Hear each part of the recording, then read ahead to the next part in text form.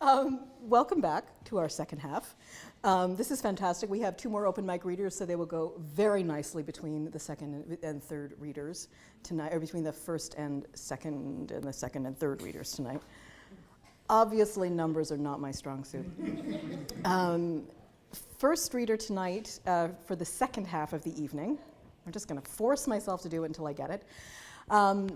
It's a story by Jennifer Venner, whose first novel came out recently, Blue Suicide.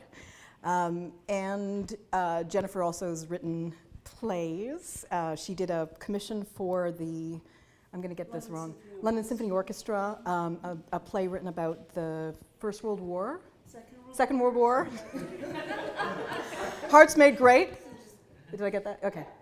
And we also collaborated, she and I collaborated last year on a short play called Kiss, Love, Sky for a horror theater evening in London, Ontario, which we're both from. Tonight, were you just gonna offer me? Yeah, were you gonna offer me? Oh. Usually when people say they're from London, I say, oh, I'm sorry. On the subject of diversity, London is probably one of the whitest places in Canada. Short of our nation's capital, which is really strange, but one of my friends who cosplays as female Black Snape recently went to see Black Panther, and said she was the only person of color in the entire audience except for all the people on screen, and found it. And I told her if she wants to repeat the experience, she can go and watch it in my hometown, and she'll get exactly the same thing. So Jennifer's story tonight is a fairy tale, and it's going to be read for you by her daughter, Sophie. So I'm going to ask Sophie to come up now. Can I just introduce it? Oh, and Jennifer will introduce it. I'll just introduce it quickly, and then just to explain why I chose So come over here. a proxy human who I wrote the story for when she was 8 years old. I wrote a couple of fairy tales for my children when they were young, in the style of Oscar Wilde. So they have morals to them. And the first one that she read, she was like, I liked it, but the whole glass stabbing the guy's eyes part really scared me a lot. Just so. So it's a suggestion. She made an editorial comment. I just said it wasn't appropriate for children. Spoken by a child. I took her advice. In fact, I edited this story with her editorial input as well. I really admire Sophie for having a very good literary judgment. And she loves to read out loud, so I really like the fact that she's reading it. And I just want to tell one fantastical story. I live with Jen, and I'm just telling you guys, it's like this all the time.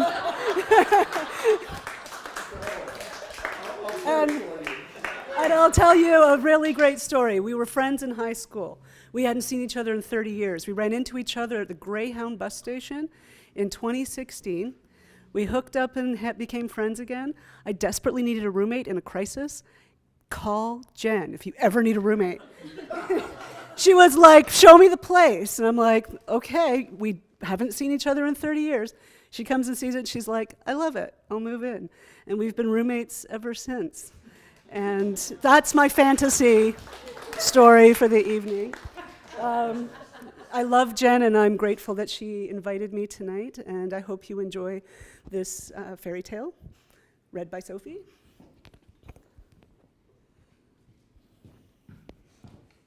And you can sit or stand. Do you have a preference? I don't.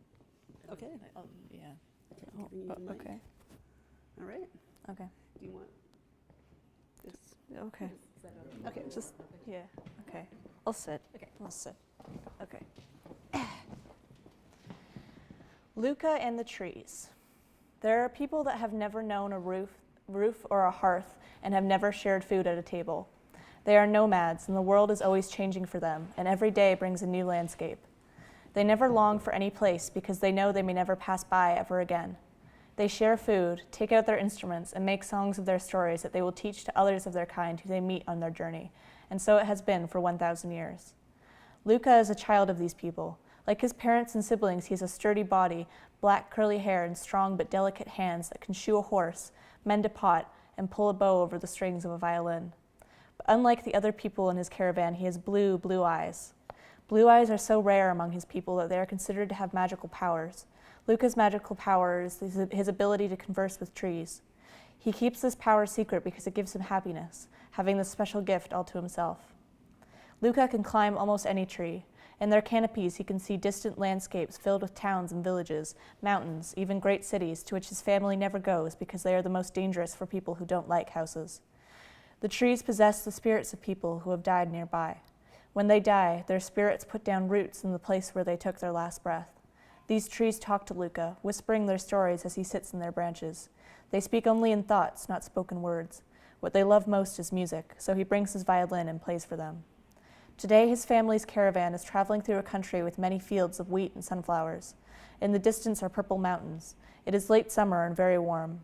Along their journey, they pass an oak tree that Luca wants to talk to. It stands at a bend in the road. It has a trunk so large that it would need his whole family to encircle it. This is an ancient oak, and it has a powerful spirit, which Luca feels like a deep, warm glow. The family camps nearby in a shaded copse of cypresses, out of the sight of other travelers along the road for safety. They never build fires until the sun has set so that the smoke doesn't reveal their presence and invite trouble from a nearby village or town. They have been hunted, banished, and even killed by people who live in houses. With his violin tucked under his arm, Luca leaves camp and climbs the hill to the great oak. As is his habit, he asks permission before climbing this tree. He has to ask the ancient oak several times before he receives an answer. "What do you want, rootless one?" its deep voice intones drowsily. "Only to climb your branches," says Luca, "and play you a song." "Come," says the oak. The branches bend to receive Luca, and he swings up. He moves to the next branch, and the next, higher and higher. The tree is so great that he cannot even see where its branches end. It seems big enough to hold the sky. "You are the greatest tree I have ever known," he tells the oak. The tree takes a deep breath and exhales through its leaves, which tremble appreciatively. Luca pulls the bow across the violin strings. He doesn't think as he plays. The songs just come out through his fingers and finds the notes themselves. The centuries between them disappear into the melody, and time stands still. Luca understands that this tree is so ancient it doesn't remember ever being a man. Some trees are like that. They believe they have lived forever. So pleasant is this union of spirits that Luca doesn't notice that the wind that had been blowing gently has suddenly become more restless. When a great gust causes the oak's branches to creak ominously, Luca grows afraid. From his experience living outdoors, he knows that winds from the mountains often bring big rain. The space around him darkens, and the warm summer day turns chill. "I'm cold," he says. "Pity you have so few leaves," says the tree. "I will protect you." "Thank you," says Luca. He plays more music, though he is growing weary. "I love," says the oak suddenly. "Who do you love?" asks Luca. "Something new, in the meadow. She sings," answers the oak. In the meadow, all alone, stands a very young birch tree. She has a lovely voice, but also sounds lonely. There are no other birches nearby, which is unusual, as birches are the most sociable trees. "A big storm comes. It will destroy her. She does not know she is in danger." "Tell her," says the oak. Luca thinks very hard and sends a thought to the birch tree. "Birch, birch, you are in danger. There is a storm coming." "Help me," she cries out. "I don't want to die." The oak shudders so violently that Luca almost topples off his branch. "Help her," he rumbles. "How?" asks Luca. "What can I do?" "Play the song that makes trees move." "I don't know that song." "Play," commands the oak. Luca plays. He doesn't know what he's playing. It is a song about strength, he hopes, and courage, and doing the impossible. The rain is like a million tiny arrows. The oak's topmost branches seem to be reaching towards the meadow. "It is not enough," he growls. "I cannot reach her. I must walk. Play."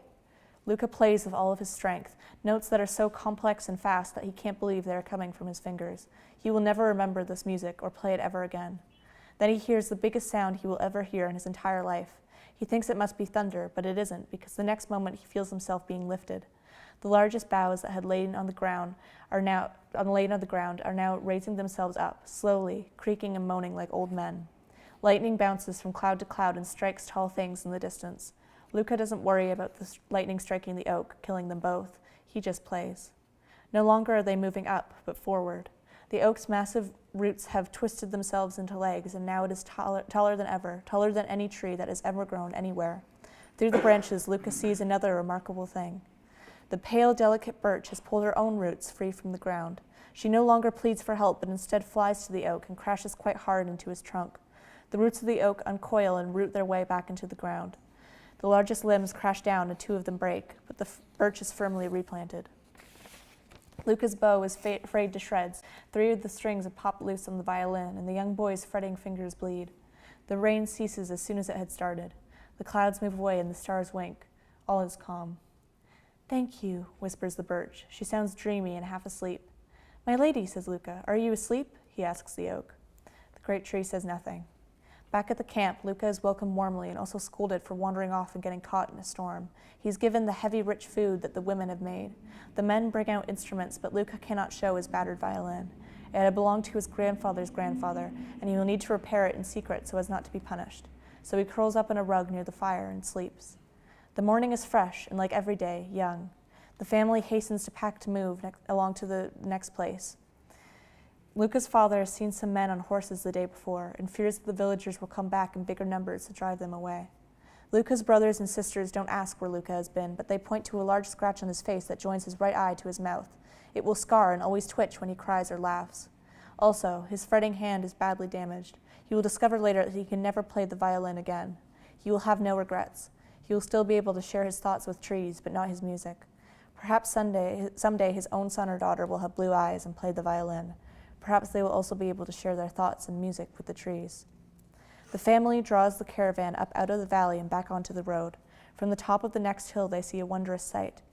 At the bend, where a great oak once stood, only a massive pit lies. In all directions from its center are trenches steep enough and long enough for 100 men to stand in and not be seen on the horizon. Half a mile away in the meadow is the oak tree. Its massive trunk is split in 2, revealing countless rings for every year and every century it had lived. But deep among its fallen boughs, a birch stands, shaded and protected from the wind, from the rain, and from the snow.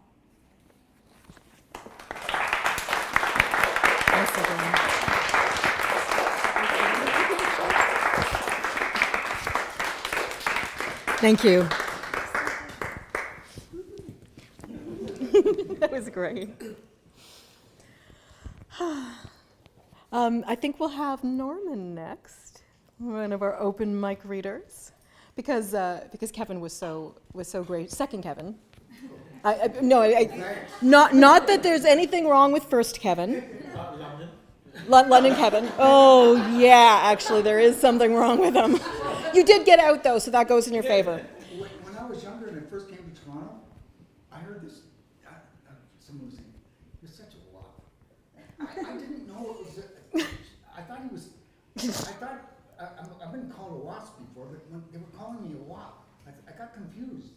See, the word a lot in London, Tony's Pizza. That was it. I don't know if you remember. But Yeah, I do. London. I never realized how white Yeah. a city it is until I left and came to Toronto. And when you go back, it's like, Yeah. where are all the other people? Like, where's the other half of the population? Like, where's everybody else? It's because I used to live in Parkdale, and now I live around Greenwood, and I can go days without seeing another white person. I'm okay with it.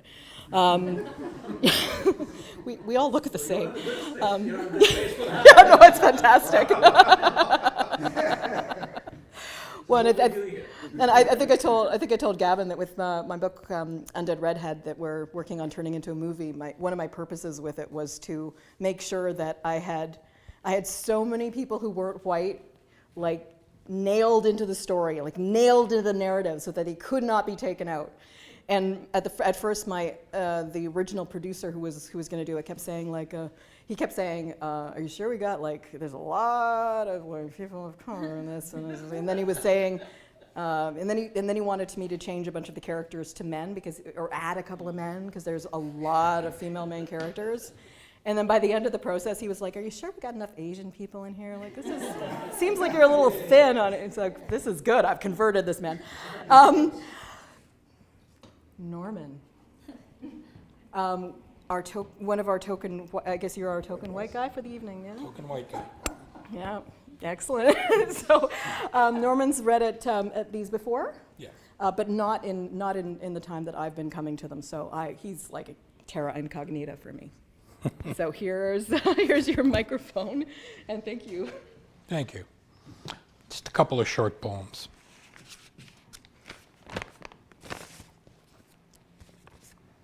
the gathering. An intake of breath, an exhalation of peace. The multitude comes in a wave of questions. Shall I open my mouth and let God answer? An intake of breath, an exhalation of light, like a profuse enlightenment. The multitude gasps in awe. The sky opens and a veil is drawn back to reveal a profane perfection.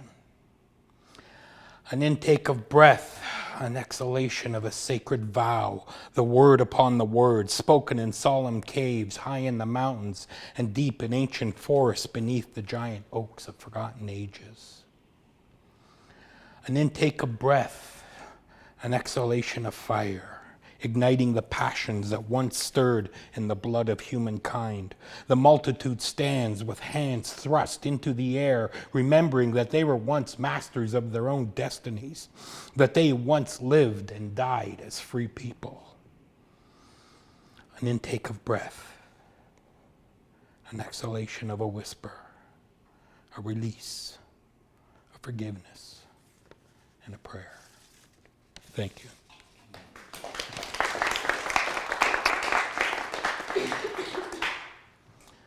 This is called Buddha at the Spoken Word event.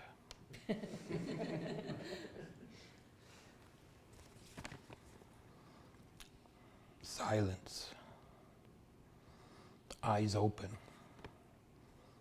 The audience waits and wonders and wants. Silence. And they learn.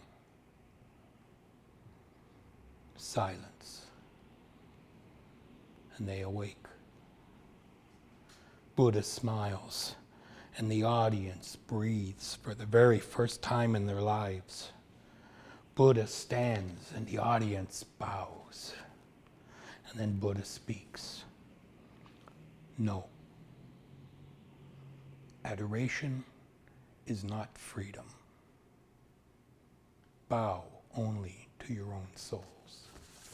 Thank you.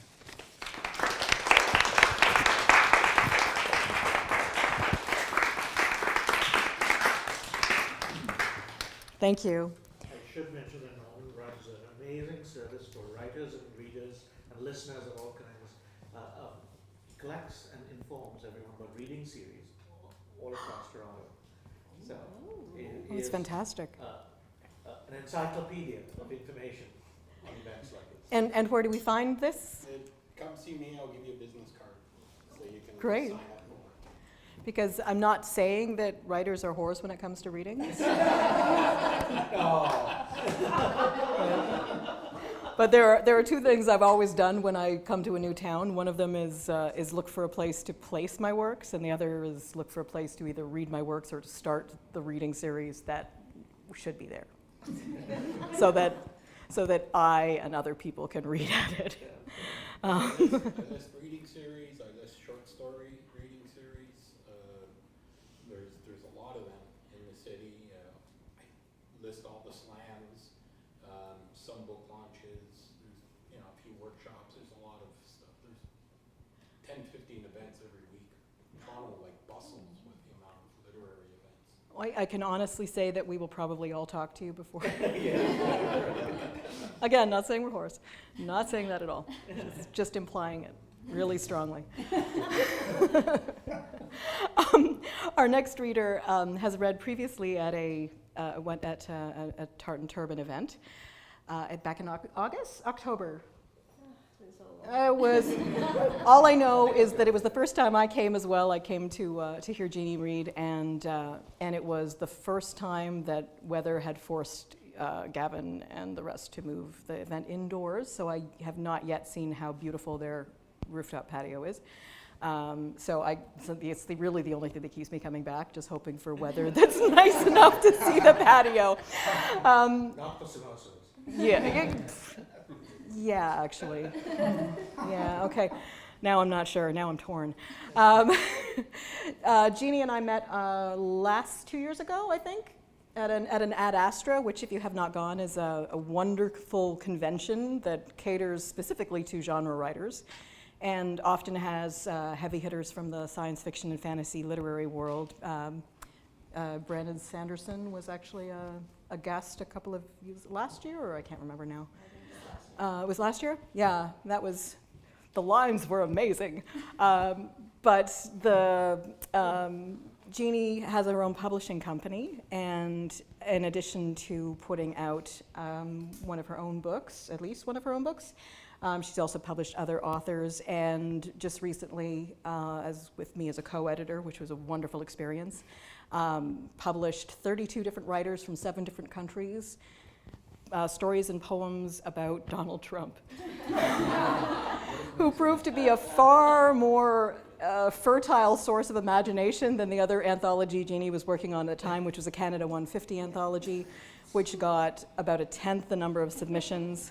And I always sort of say that it's because Canadians kind of look ahead 150 years and say, yeah, Canada's going to be probably, I would guess, pretty much the same, maybe a little better. There just doesn't seem to be a lot of room for like fatalism or apocalyptic thoughts when it comes to Canada, which is one of the things I love best about this country. So J.F. Garrard, who in her private life can be Jeannie Fong, and has. Can I tell them about your family, because I love it. She's married to an enormous Scotsman. And they have a baby, and I can't wait to see which way he goes, honestly.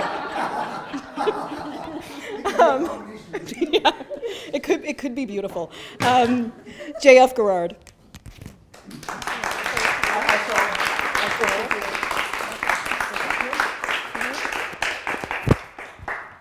Okay, so I will sit down. Just a little bit about this book. It's supposed to be the first book of the International House of Vampire series. So while I was growing up, my parents had VHS tapes. I don't know if you remember VHS tapes. They're 6 hours long.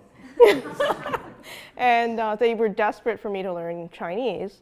So in the beginning, they had children's stuff, but their friends would put other movies, and a lot of it were horror movies and vampire movies. And they forget, right? They just leave it on, and I'm like watching all these crazy things. I think the worst one was like a Vietnam War one where people were getting, they were upside down and being tortured. And I vaguely remember being in a playpen. And I'm like, Mommy, Daddy! And nobody came, so I'm like, you know. So anyhow, I think it's kind of scarred me a little bit. And growing up, I mean, and at the end of high school, I told my mom, you know, I think I want to go into English. I think I want to be a writer. And she has a Bachelor of English, and she had started a Master's of English but didn't finish. And she said, no, you're not.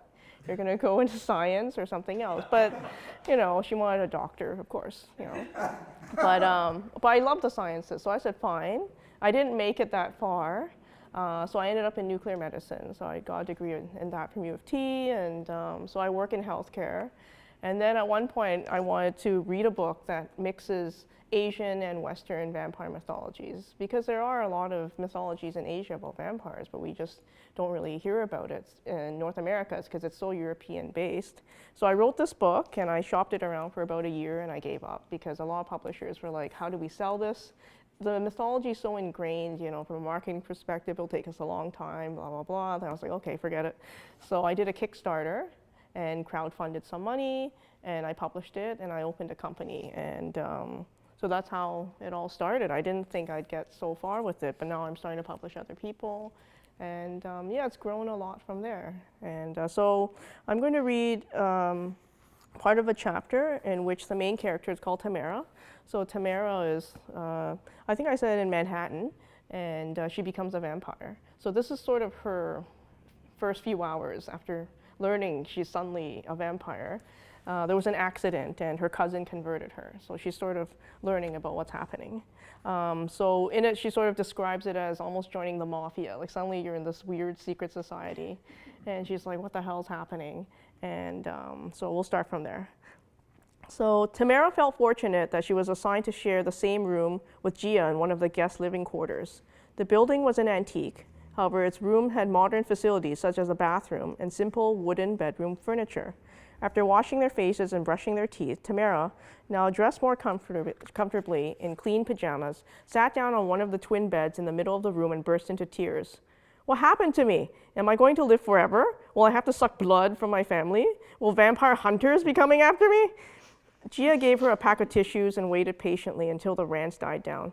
Tamara, vampires do not need to drink blood other than at their initiation ritual. I need to give you my blood in order to tie our bonds and to activate our mind chips because I'm your master and will be responsible for you. Mind chips, what is that? In the last decade, an invention called the mind chip was surgically implanted into vampires and their masters. One was put into you before we buried you. We use it to communicate to each other via psychic signals, like a walkie-talkie. So if you're too far away, it might not work, and we have to give permission to accept each other's calls.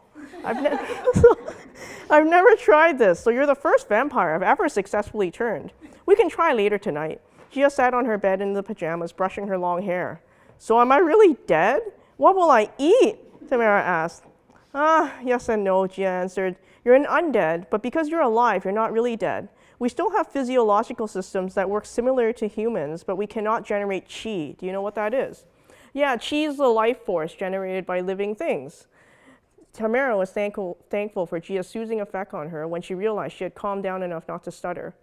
So the difference between vampires and humans is that we can't generate our own chi. We have to take it from living things in order to stay alive. We have other abilities, such as being able to heal our flesh wounds and move very quickly.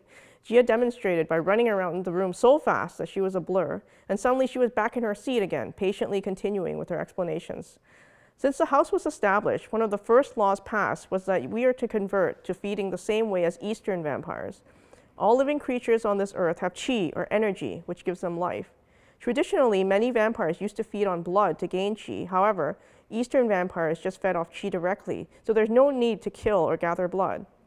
As long as there is an energy source, vampires can feed off that and survive. Tamara frowned. I guess I can't eat chocolate anymore. Gia laughed. Actually, you can eat food if you want. Cooked foods don't have much chi. You just need to remember to wash down the food with lots of water to clean the ashes out of your system.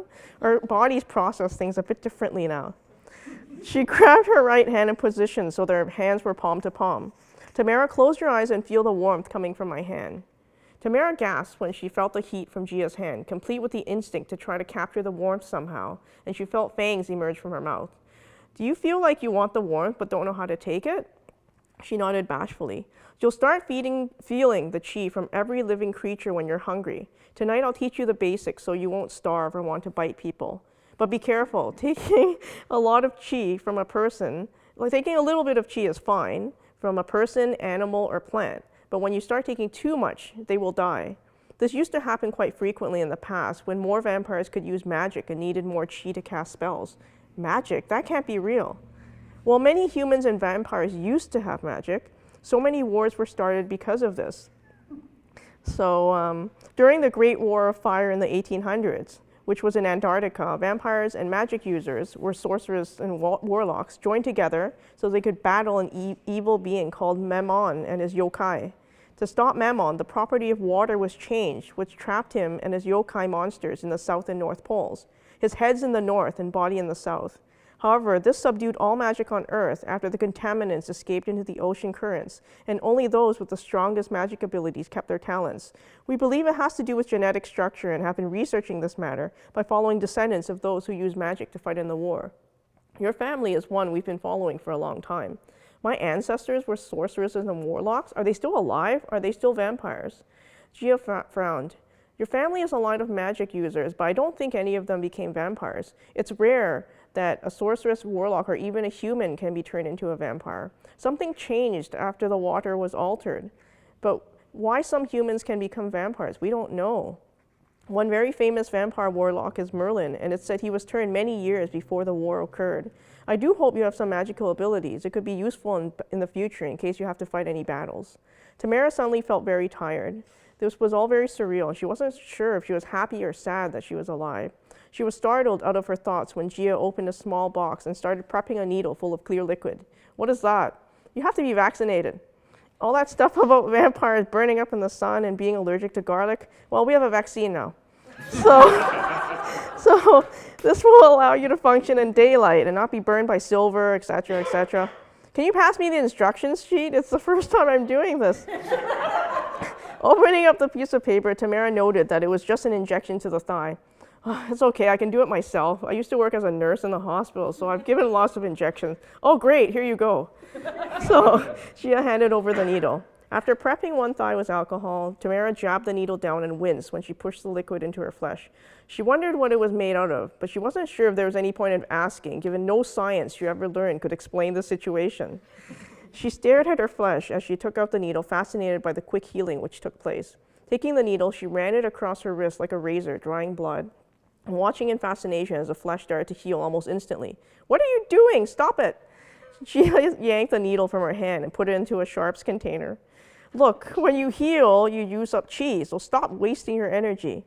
Nodding guiltily, Tamara tried to stifle a yawn. "Look, let's lay in bed and test our chips. We can continue this conversation with our minds and let our bodies rest." Gia flipped off the lights in the room and they lay in their separate beds, and she tried it. Tamara didn't feel or hear anything. "Oh, we better keep trying. It'll work eventually." "Can we die?" Tamara asked in a gloomy tone as she stared into the darkness. "Of course. Vampires can live a long time as undead beings, but we're still mortal in a way because we can still starve to death or be decapitated. Staking works too if the body's stuck in a coffin, and then they'll just starve. Another important thing is that you can stay with your family until the natural expected lifespan in the country you live in passes. Over the years, you'll learn how to control your chi so you can age your body appropriately. After you fake your death, you'll leave your family, or else it'll start looking suspicious. Anyways, you can choose what you want to do with your life after your first one is over. As well, you can convert your body to the age you are now, but you can't get any younger than this. I've chosen to serve the house, but others chose to remain in human society with the requirement to fake a death once in a while. Oh, and no matter what you do, you have to pay taxes, eh? So whatever salary you're given, you have to, give taxes to the houses, and this supports our society. So even though I'm a vampire, I still have to pay taxes?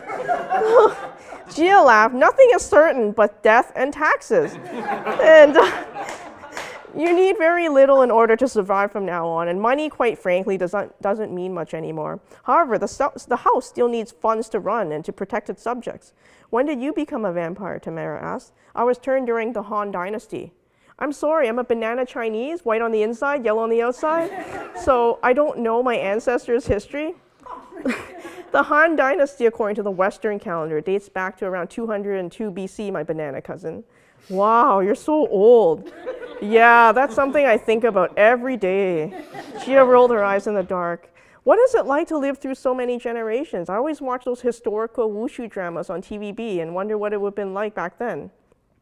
"Every period's different. The past was not as glamorous as you think. Women didn't have much of a choice back then, and our destiny was in the hands of others. I was sold by my family to be a maid during the Han Dynasty and suffered many beatings on behalf of Lady Yi whenever she accidentally irked the Empress. Lady Yi is my master, and she's still alive. She's the second wife of King Ragnar, who is head of the house." "I think my favorite time is now," Gia reflected. "I enjoy the fact that we live in a time of peace and don't have to fight. And also, there's no monsters going around killing people and causing panic." Tamara shuddered as at the thought of real monsters. "I thought vampires were the real monsters?"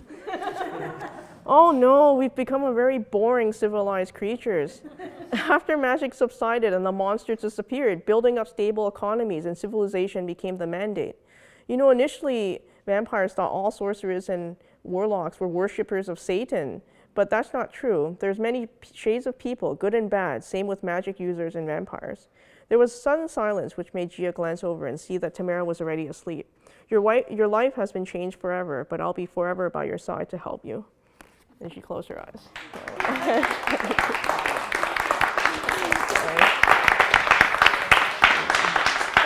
You done? Yeah, technical difficulties. So much easier when you can see it. That was wonderful. In your spare time. Oh, I have a son. She's like a dynamo. Like she's just. Someone told me I ate attention deficit. Yeah. You too? Yeah. No. It's like it was madness working on the book, and it was really fun. That's all I'm going to say. It was absolutely amazing. We're still speaking to each other, and we still find typos, because they're like rabbits. They procreate. I swear that typos procreate when you're not looking. There's exactly. Oh, okay. There's a T-shirt. There's a T-shirt in that. Our last open mic participant for the evening is it's the second coming of Kevin. I hope you can live up to the great big billing. Hi, Kev.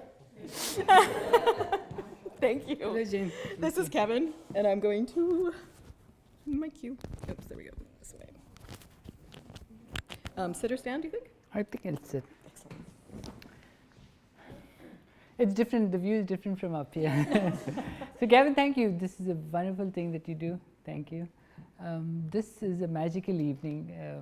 You use two words, bending reality, right at the start, and that set the tone of the evening. I love fantasy, and it's been all about white-boned dragons, the magic markswomen, the daggers, and dragons and vampires that made us laugh, absolutely.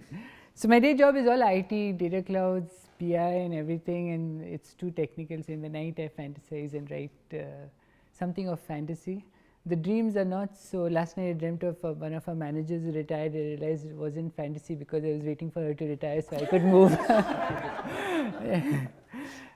That's wish fulfillment. Yes. This is Golgotha.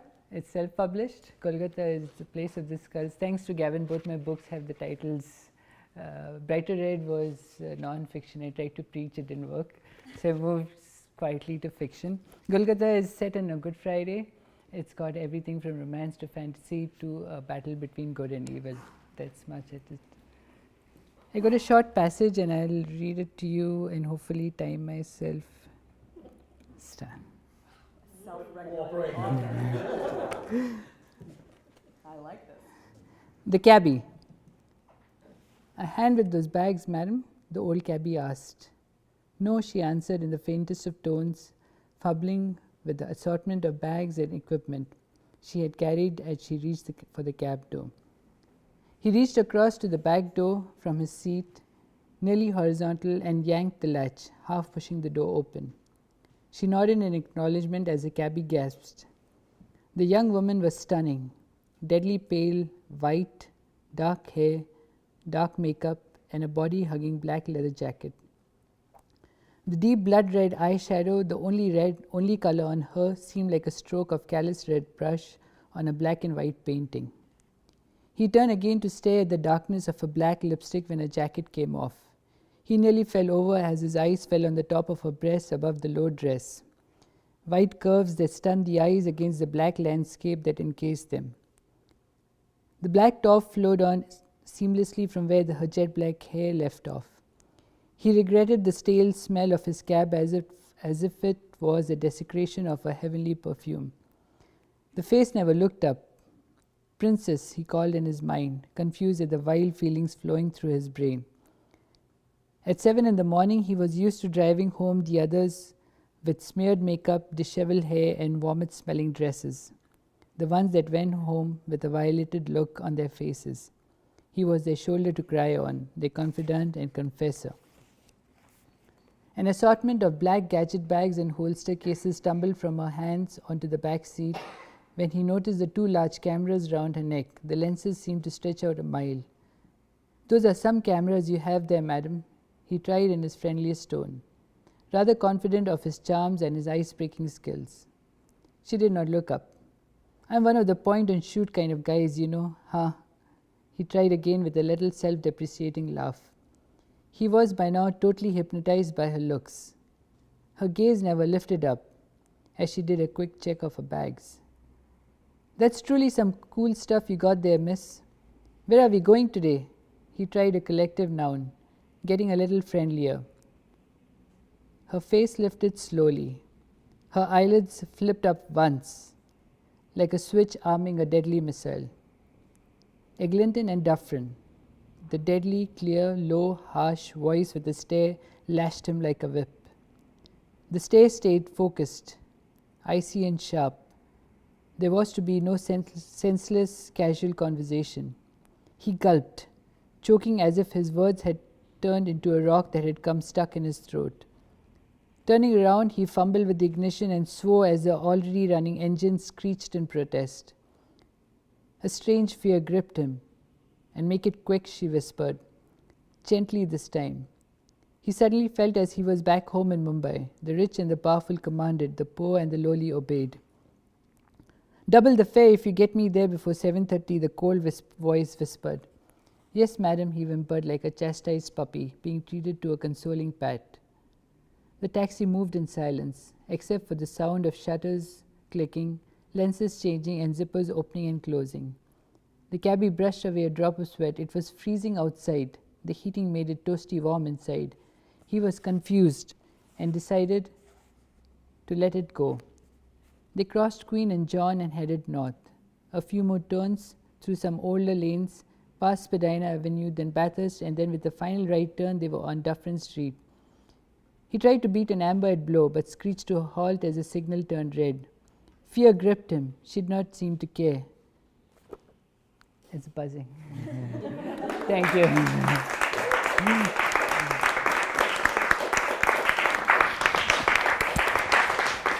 Thank you. That was great. Thank you.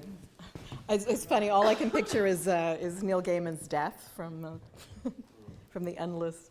Also, I was picturing Church's Chicken being her eventual destination, which I'm fairly sure is not where she's going. Like I'm just putting that out there that is probably not where she's headed. Thank you. Amazing open mic performers tonight, and I'm so grateful to have these incredible writers here featured tonight. Ones I've met before, ones I had never met before, which is you. And I'm so thrilled to meet you, and I can't wait to read your book. Diana and I met through a friend years ago, and I honestly don't remember how. It was probably 10 years ago, and I think I had one drink, possibly 2 drinks with her, and I don't even remember why we'd hooked up. I think it might have been something to do with theater or common interests in film or something, but we'd lost touch for that amount of time. Jennifer and I obviously had lost touch for 30 years. One of the nice things about the creative world is that people who are in it seem to connect and reconnect very easily. If you've ever been in a play, everybody hugs one another at the end of the show and feels sad and says, "I love you forever, I'm gonna stay in touch."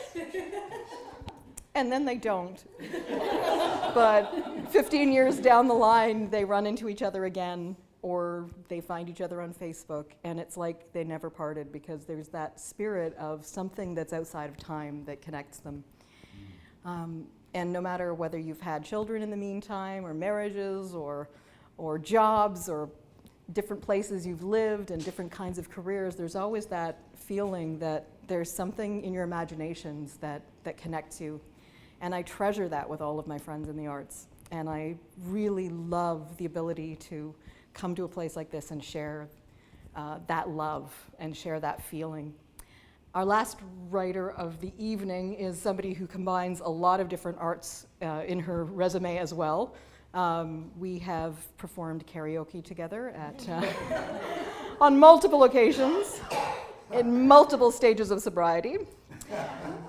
And maybe for you. I was national.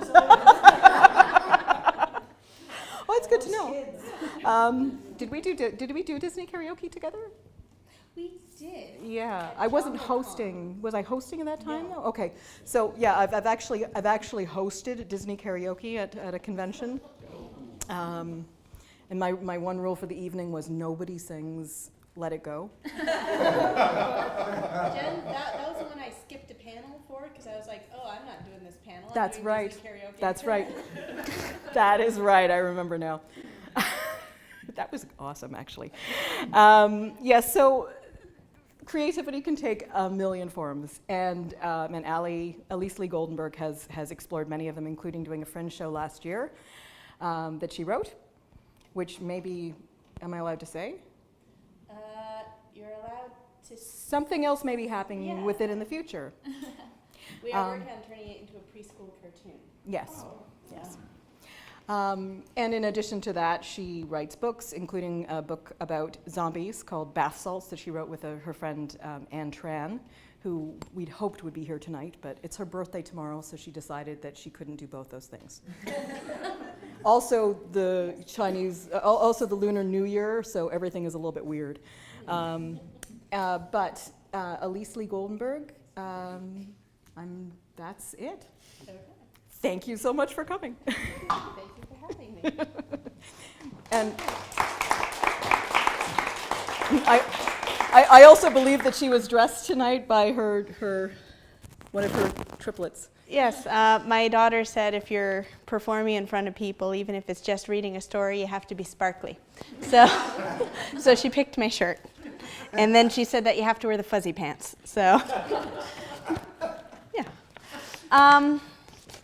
I am going to be reading from the final book of a trilogy that I brought with me. It's now available for pre-order on Amazon, and it's actually going to be officially released in 5 days. The trilogy is called the Dybbuk Scrolls Trilogy, and the first two books are The Song of Hidaria and The Song of Vengeance. This book blends modern-day characters with Eastern European and Jewish folklore. And I wrote this book kind of like as a love letter to my culture and to my grandmother, who raised me on all of these fairy tales from where she grew up and where she came from. And also because growing up, I loved reading fantasy novels, and I loved reading all these quest stories and all these stories about wizards and all this other great magical inspiration in all these books. And one of the things that I always wondered was, how come none of these characters look like me, come from where I come from? How come everything is all Celtic and Merlin and Arthur and all this stuff? Because I come from, knowing from my grandmother, such a rich cultural background with all these great, fantastic creatures that no one ever seems to write about for the teenagers growing up. And so while we do occasionally have a film such as The Unborn or The Possession, I think it's called, with the one with Jeffrey Dean Morgan, they get so much of it wrong. And as much as I appreciate Gary Oldman's attempt at being a rabbi in The Unborn, the way he kind of butchers the Hebrew and the entire Jewish exorcism kind of made me go, ooh, the entire time. So I decided, you know what? If you don't read it out there, make it yourself. And so I'm going to start with a section from the acknowledgements, which in this one they put at the front of the book instead of at the back, to kind of say a bit of my story and where I came from for inspiration. My booby, Helena Kreiser, was born Helena Lichtblau. She was the strongest woman I ever knew. She inspired me with her wisdom, with her kindness, and with her ability to persevere. She survived the Siberian work camps during World War II through horrible conditions, very little food, and hard manual labor. Through it all, she would tell me how she strove to remain positive, since she was far luckier than so many others. She still had her mother, her brothers Roman, Saul, and Marek. She survived this with the man she loved, Alfred Kreiser. Together, she and Alfred would travel to Paris after the war, where they waited for entrance to Canada. After months of waiting, they got their visas and traveled by ship to Toronto, where my booby was reunited with the brothers who had survived and had made the journey before her. There they would start a family together, and my booby gave birth to my mother, Regina. My booby's family did not survive the war unscathed. Her father, Herman, and her brother, Nathan, both fell victim to the Nazis, as did my Zadie Alfred's sister, Regina, who became my mother's namesake. As for my booby's two best friends, Giza and Lola, Giza survived the war and ended up moving to New York. She and my booby stayed in touch, sharing postcards and photographs, showing each other the new families they were building and the new lives they had created far from the horrors of the war. As for Lola, she became a doctor, just as she dreamed. She married and had a baby, counting on her blonde hair and blue eyes to keep her safe. We're unsure who was responsible, but somehow she was discovered. The Nazis came to her home when they murdered her child in front of her before killing her and her husband. Of all the stories my booby told me about Lola, her death was always the hardest for her to relate. She preferred to remember her smiling and laughing, just as she preferred to remember her father and her brother Nathan, who she told me always loved to sing. In spite of how hard it was for her to tell some of these stories, my booby knew it was how she could keep these people alive. Even though she's gone, I remember all she told me. She passed the torch to me, and I will hold these people in my heart. And one day, it will be my children's turn. I will tell them about Helena, Giza, and Lola. I will tell them about their family, the ones I knew and loved, and the ones I only met in her stories. I will tell them about the culture that the Nazis tried to wipe out, and in telling these stories, I know that those who tried to destroy us have failed. And now I'm going to read the first chapter that my daughter actually told me to pick out because she thinks her uncle is in it. Is he? I don't know. And it has things that she likes, such as singing, theater, fashion, and a bit of adventure. So I'm going to actually skip and I missed my spot. Okay. Carrie and Mikhail walked hand in hand along the street to where the Berklee College of Music's theater club was performing. Carrie shivered in the cool spring air and smiled as Mikhail pulled her close to him. Where there had been bushes and trees around them in Toronto, now they were surrounded by the bars and restaurants of downtown Boston. Taxis and cars raced past them as they waited for a safe place to cross. Up ahead, Carrie saw a flash of red dart away in the crowd, and she stiffened in surprise. Mikhail turned to her and frowned. "What is it?" he asked, concern apparent in his gray eyes. "I thought I saw something," she said. She narrowed her eyes, trying to find it again in the sea of people. She smiled at him, hoping to look reassuring. It was probably nothing. Mikhail turned toward the building, and Carrie followed his gaze. She saw two figures standing ahead of them. They seemed familiar, yet she could not make out who they were. She shook her head. It was probably some students waiting for their friends to arrive. She pulled on Mikhail's hand to get him to start moving again. As they approached, one of the figures broke away from its companion and raced toward them, red hair flying behind her as she ran. "Carrie, Mikhail!" Carrie grinned as she recognized the voice. "Amelia!" she called happily. The two girls embraced and laughed. Carrie was surprised to see the Dybbuk princess there. Ever since Amelia's father, Asmodeus, had escaped in Mikhail's father's body, she had thought the princess was far too busy to get away. This, coupled with her upcoming wedding, had meant Carrie usually went to see her. The half-Dybbuk princess had been wrapped up in her wedding plans, trying hard to follow in her mother's footsteps as opposed to those of her father. She took after her human mother in her looks and her kind heart, yet her fiery temper always served to remind Carrie of her pedigree. "I didn't know you were coming," Carrie said. "I'm so glad you did, though. How are the plans coming along?" "Oh, wonderfully. It's next week. I trust you will be there?" Amelia asked. She looked nervous but happy at the same time. "You know how much I want to see this." Carrie looked and saw that Mikhail had joined them. Next to him stood Amelia's blonde fiancé, the bard, Fern. He smiled and greeted her warmly. The two of them had attempted to dress for Carrie's world, both wearing loose-fitted black breeches and tunics, but they still stood out among the friends and parents of the other student performers. Carrie loved watching the bard and the princess together. He was so calm and reserved, while Amelia could sometimes let her fiery nature get the better of herself. Fern took it all in stride and kept her grounded. Their differences complemented each other perfectly. Fern took Amelia's hand as Mikhail reclaimed Carrie's, and together they walked into the building. "We are meeting Rebecca inside?" Fern asked. Carrie nodded. She said she would pick up the tickets. She had a long weekend and was spending it here with Lindsay. Carrie walked with her friends into the old YMCA and up the 2 flights of stairs to the second-floor theater where their performance was being held. She scanned the lobby, mentally cursing the fact that she wore flats. Her short stature made it difficult to see over the multitude of taller people there. A young man with tight brown curls stood amid a circle of people all congratulating him on that night's achievement. Carrie assumed he must be the director. She made a mental note to add her accolades after the show. Finally, she spotted Rebecca's long black hair. Rebecca was one of the only people Carrie knew who let her hair grow past her waist, yet somehow she kept it looking pristine. Beside her stood another girl with dark hair wearing a plain navy dress tied in the front with brown leather ties. She looked around wonderingly at her surroundings. Carrie smiled as she recognized the woman as Mina, the innkeeper from the magical world Hidaria. Carrie called out to her friends and Rebecca turned. Her brown eyes shone with happiness as the group made its way toward her. Mina's face relaxed into a big smile as she approached. "I missed you guys," Rebecca said, hugging each of them in turn. "I missed all of you as well," Mina said. "Your world is remarkable. I'm so glad I was able to come tonight. I will admit that those metal traveling contraptions are quite fearsome. I would much rather walk from this point on." "I missed you too," Carrie replied. "School has been crazy.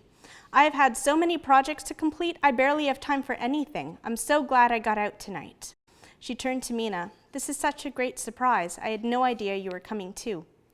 "This was a last-minute plan," Mina said. "Amelia approached me with the idea."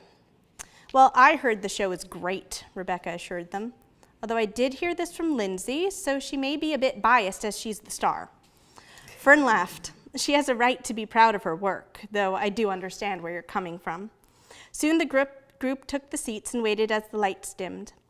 Carrie attempted to read the brief synopsis in the program so she would have some idea of what the show was about, but it had become too dark for her to see. A hush fell over the crowd and she looked up. The curtain was pulled back and the show began. Carrie watched her friend with pride. Lindsay's performance was flawless. She sang and danced with a grace that Carrie had never seen before. She gave the part her all. She didn't just act as the Princess Winifred in Once Upon a Mattress. She was Winifred. She perfectly inhabited the role of the odd princess who captured the heart of the prince. She was wonderfully funny and fierce, yet her character had a light innocence that made it clear why the prince loved her. As the lights came up to signal the end of the first act, she turned to Rebecca and smiled. "She's awesome," Rebecca said to her. "I know," Carrie said. "She's come a long way since our after-school drama programs in grade 6. "This is quite the remarkable production," Mina said. "We have nothing like this back home." "Are you enjoying it?" Rebecca asked. "Oh yes," Mina said. "At first I was surprised and a bit confused about why people kept singing all the time, but now I rather like that." Rebecca nodded. "That's usually my issue with musicals too. I think I'd like them more if there wasn't all that dang singing all the time." She turned to Carrie. "I'm going to get a drink. You coming to the lobby?" "I think I'll stay here," Carrie answered. "It's less crowded." "I would like a refreshment as well," Mina said. Rebecca left with the others to go stretch her legs, and Carrie sat in her seat, idly flipping through the program. As she scanned the pages, Carrie slowly became aware of a buzzing in the back of her mind. She stopped and looked up, at first thinking there was something around her emitting the weird sound, but she could tell that was not the case. The hairs were standing up on her arms, and she started to feel anxious. She knew something was seriously wrong. She only felt this way when magic was afoot. She had first experienced this feeling a few years ago. Adom the fox had approached her and asked her to save Hidaria from Asmodeus. She had felt this way when he had appeared in her yard. Since then, she'd come to associate it with magic or danger.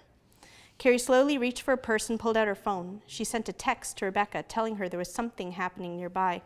Her right hand unconsciously reached for a hand-shaped medallion and held the khamsa tightly, thankful for its protection. She prayed her friends were wearing theirs as well. Rebecca soon hurried back with the others. Mikhail took his seat next to Carrie and grabbed her hand as soon as she looked in his eyes. She was thankful he could read her as well as he did. "What's wrong?" he asked her. "I don't know," Carrie said. "Just got that weird feeling. You know the one. Something's wrong." Rebecca looked concerned. "Well, I have my necklace and Mikhail has his, but Lindsay left hers in her dorm. The director forbade jewelry that wasn't a part of the costumes." Carrie sat with a sinking feeling as the lights dimmed, signaling the start of the second act. Taut with apprehension, she watched Lindsay make her first entrance. She stayed in her seat, watching each scene unfold, certain that danger lurked behind every set piece and every prop. She watched Lindsay dance, fearful that the stage would collapse beneath her. She went pale as Lindsay climbed up a mountainous pile of mattresses, terrified her friend would fall and break her neck. However, the show went by without a single hiccup. Carrie leaped to her feet with the rest of the audience in a rousing standing ovation, and she found herself nearly crying with relief that the show had ended. Yet as Lindsay stepped forward to take a solo bow, Carrie saw a small, dark figure creep up the curtains toward the lights hanging above the stage. Carrie reached out to grab Rebecca's arm and pointed it to her friend. Both girls watched in horror as the figure set the curtains alight and sent them tumbling in a rain of flames directly toward Lindsay as she stood smiling in her glory.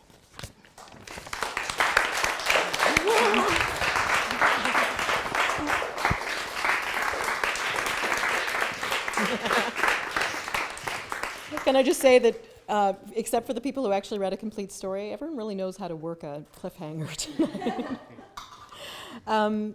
This is the part of the evening where I pretend to forget that we still have one very special reader coming up, and tell everybody that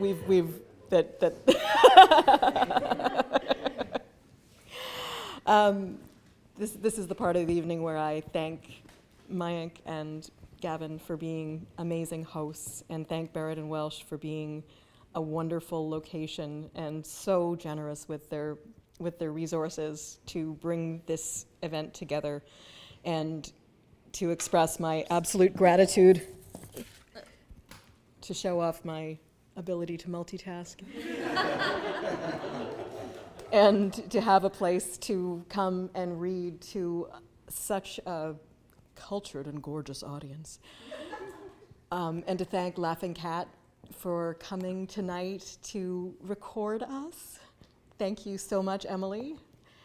Emily's an amazing filmmaker on her own right, and her short film, Life in the Art of Lying. Did I get that right? Okay. I always want to call it Lying in the Art of Life, but it's Life in the Art of Lying. Is going to be playing at on the I want to say the 7th, but that's not right, 13th. Is it? 13th of March at the Carlton as part of a festival. It's the big Toronto premiere. It's a great film. There's just no words to express how much I've enjoyed the evening to this point, and I know that Gavin, reading last for us this evening, will not disappoint us.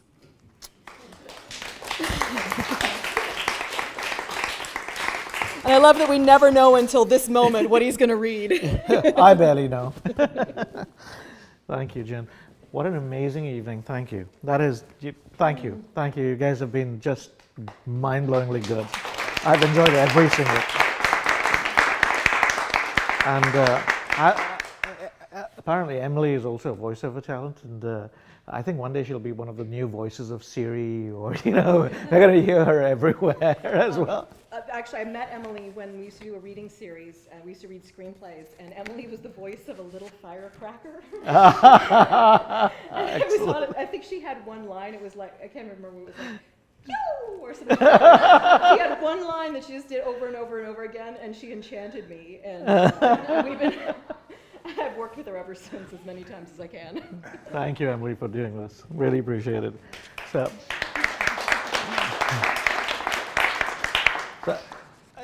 poetry. I write poetry. I do write short stories, but most of my writing is poetry. And magic realism, non-realism, anything. Sort of anything. It's all happening there all the time.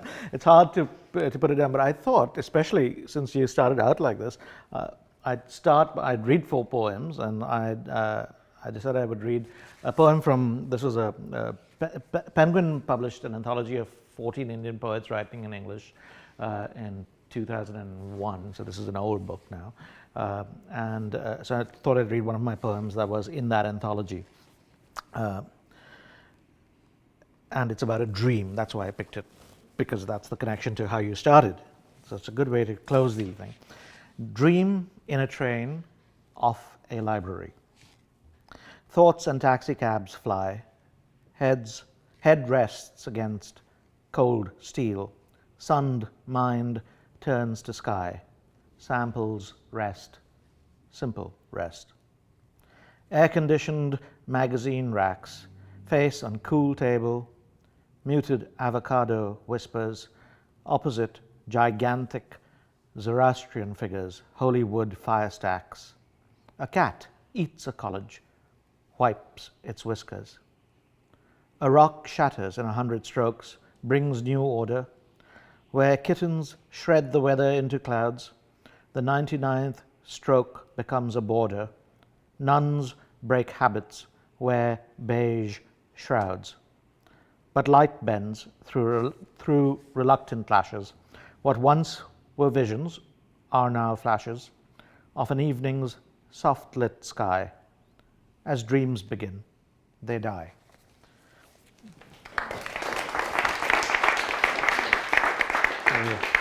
So this is the part where I don't know what I'm going to read next, because I usually just print out a batch of poems just before everyone rushes in, and and so I'm figuring it out right now.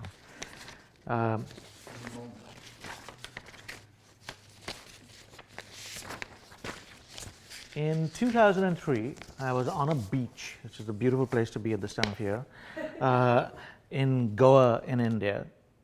And we were in the water, my daughters and my wife and I, so they're all here, April, Faith, Leah, and we were in the water, and I saw something quite unusual happen. And you hear talk of this in the West, that there are elephants everywhere in India, and there aren't elephants everywhere in India. But I was in the water in this beach in Goa, and there was an elephant. And after the initial what the fuck moment, the girls were very excited, so we all trooped out. They were very young. We all trooped out of the water to meet the elephant, who was actually being led along the beach by a man in saffron dress. He was a sadhu, he was a pilgrim, and he was on his way to the great pilgrimage spot, the Kumbh Mela, the Mahakumbh Mela, which is a meeting spot where the Ganges and the Yamuna and a mythical underground river, the Saraswati, meet. It's the confluence of these three rivers, and every, I don't know how many years, the Mahakumbh Mela happens, and this was happening this particular year, and I think roughly 10 million people, 20 million people gather in one city. It's not even a very big Indian city, but they all gather there at this particular time. And this pilgrim, this ascetic, was leading his holy elephant to this pilgrimage in Goa, which is a very great distance away, and he was going in the wrong direction. So this poem is about that. This way to the Sangam, which is meeting point. This way to the Sangam. By the sea I met a man, out walking a holy elephant, firm of foot, headed south. Walking with him a length we spoke, sounds fell from his mouth. Rounds of sand sank into the beach, beneath the animal's shuffling feet. A slanting chant, an obscure shloka, made imprints on my large ears. He confessed his journey was to the temple of the north, where even now 1 million men drew near before the crowds arrived. But he was going south, I said. He shrugged his nothing and read my curious face, my foreign speech, considered his slow pace, this white beach. Would he not be late? But what good was any pilgrimage if it ran straight?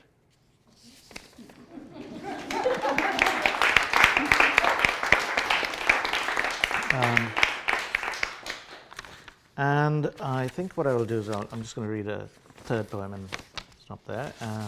This third poem is about my mother, who passed away in 2005. My mother was a troublemaker, also known as a feminist, also known as a social activist. She was always running up against everyone else, the patriarchy. Not everyone else, in other words. So when she died, it was a huge shock to her. She died very young. And my brothers and my father and I colluded with her feminist friends to hijack her funeral. So that, because it was the patriarchy, the Catholic Church, the ultimate of all, and so there wasn't room being given for her to be remembered by those she worked with, shoulder to shoulder, and she was really a very powerful force in this fight for social justice and women's rights in India. And so we took our turn. One of my brothers is a Catholic priest, no less. We took our turns, and we all played our roles, and then we vacated the stage, so to speak, and the woman she worked with took over, and that space changed. And so this is a poem about that. It's part of a series of 6 poems about my mother, and this is the 5th. The Kiss. My father kissed my mother's face where we stood inside her tomb, a barrel-vaulted cradle space. Her name echoed in that room, and nothing was the same. I spoke, said her name, read my piece and my father's mind. My brother sang love and peace. It was hard to find, and nothing was the same. The grave's walls were thick stone, 6 feet deep. We 4 were sick. The stone rang with grief. Nothing was the same. We hear of men. Have you heard a woman rise from deep inside her grave? Women raise her high, thousands, from aisle into the nave. The pews are flames, and now nothing is the same.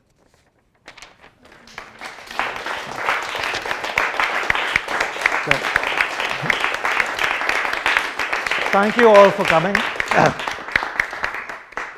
Help yourselves to some more wine on the way out, if you like. There are no more samosas left, yay! And thank you so much for being part of this. You guys were amazing. To the open mic readers. Whoop. That was going to happen. Yeah, I talk with my hands. So. You're all welcome back at any point. Stay in touch via the Facebook group. I did promise one particular writer who introduced me to Rafi, Terry Favreau, who has curated here. She is launching a book, Generation Robot, on Tuesday night at Ben McNally's bookshop. And please attend if you're so inclined. It's an amazing anthology of writings on science, science fiction, technology, all coming together. So, good night, everyone. Thank you.